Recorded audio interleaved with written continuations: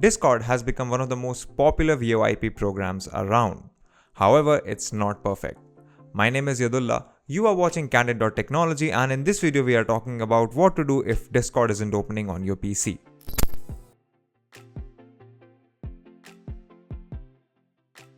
Now there are several ways how you can fix Discord not launching on your PC. One of the first methods to do so is to just restart the app. So press the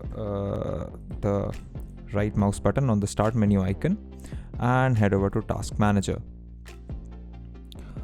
Once you're in the Task Manager, look for the Discord process. Let me see if I can find it. Yeah, right here. You see there are 6 processes running. I'm going to end all of them and then restart Discord. So closing one should close everything else. And now you can go back, press the Windows key and launch Discord again. Let's just give it a minute. It will check for updates and Discord should fire up. Give it a moment to load. If you're relaunching it for the first time after force closing it, it takes a while to get the thing running. Once done, as you can see, Discord has started. The next method is to check your Windows date and time. Now this is important because if your Windows date and time settings are incorrect, you will not be able to connect to the internet, and any applications that use the internet also will not be able to work properly. So just press Windows key plus I to open the settings menu. Head over to System. Alternatively, you can just search for time, date and time settings, and make sure that your time and date is set the right way. Your region and time zone also matters. Alternatively, what you can do is you can just set the time zone automatically, set time automatically, and enable all 3 of these toggles. If that's not working and these toggles are enabled and your time still isn't in sync with what it should be, just click this Sync Now button and your time will be reset to normal. And then you can try relaunching Discord using the method we just showed you to see if it works.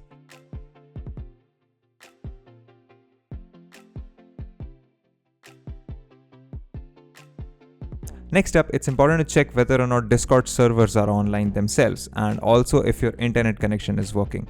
So checking your internet connection is very easy. Just open any browser and run a speed test. I'm going to use fast.com. You can use any website that you feel is going to work for you.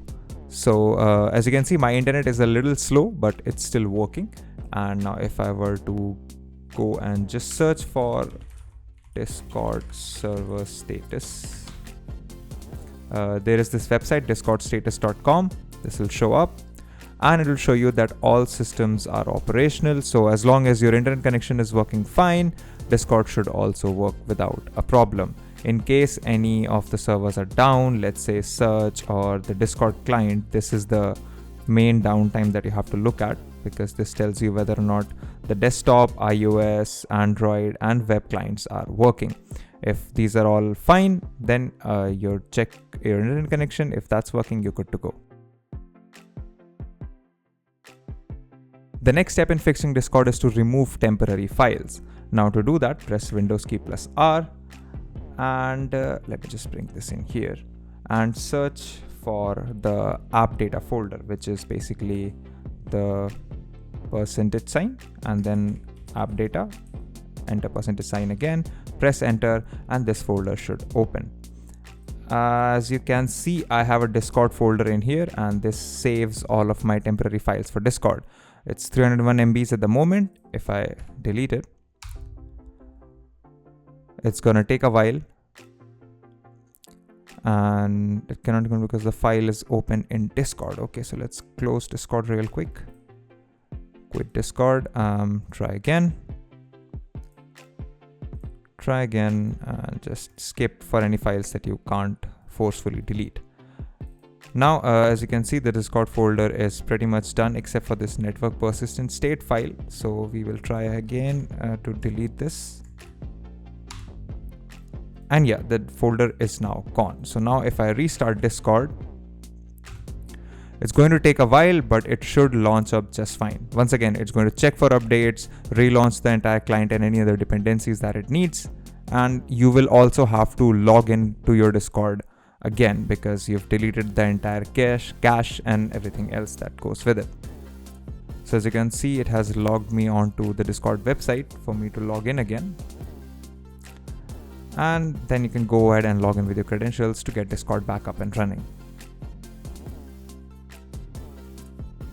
If nothing else works, then you should try to completely remove Discord from your PC and reinstall it.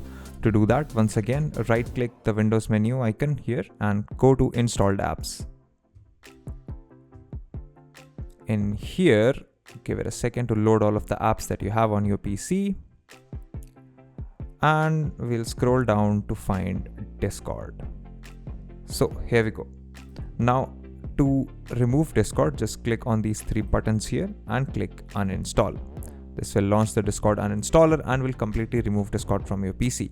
From that point onwards, you can head over to the official Discord website, re-download the client and reinstall it for Discord to start functioning properly again.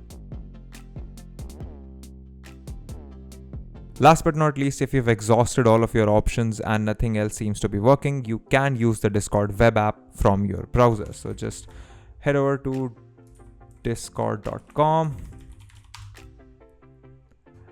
and you can just click this Open Discord in your browser button to launch Discord within your web browser, and you will still get the full functionality that Discord offers. If you like these videos, consider subscribing, give us a thumbs up, press the bell icon and tell us in the comments below what more such content can we bring for you. If you want to know more about tech, visit our website Candid.Technology, follow us on social media, follow me on Instagram or Twitter, and we'll see you in the next video.